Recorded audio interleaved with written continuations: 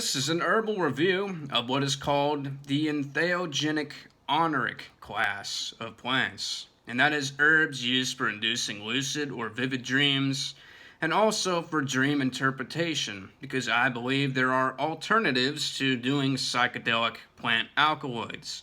A lucid dream is one in which the dreamer can comprehend and realize that they are dreaming. A vivid dream may be out of the dreamer's control, but there are descriptive details the dreamer can recall after waking up.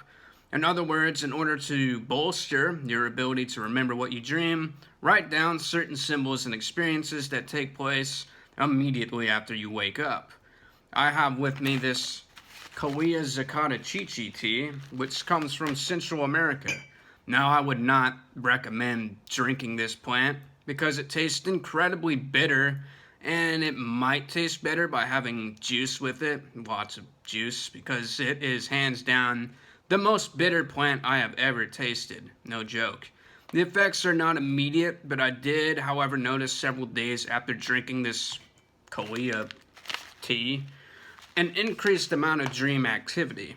Now, the second plant I have is called Mugwort, which can be bought from our good friends at the Mad Hat Tea Company in Tacoma, Washington. In the Middle Ages, Mugwort was known as Cingulum Sancti Johannes, because St. John the Baptist famously wore a belt of mugwort whenever he traveled through the woods. Mugwort is often referenced in Celtic and Norse mythology as a plant that can ward off evil spirits. It is also used in Native American folklore as a plant that can ward off the dead from your dreams. Chinese medicine also uses mugwort, so it has a long history everywhere. That is why I recommend it.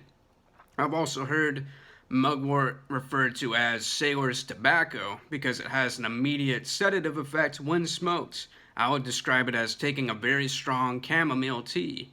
It's a very good alternative to taking melatonin, and I'm opposed to taking melatonin as a supplement. And this is because melatonin can be produced by aligning your head to the path of the moon the entire night.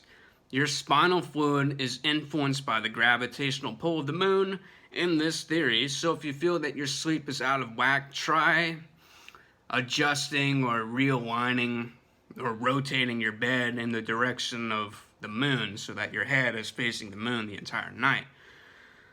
I digress because mugwort is a great herb, and I think it's worth having around and using, at least on a blue moon. That is all for now. Stay tuned for more herbal review.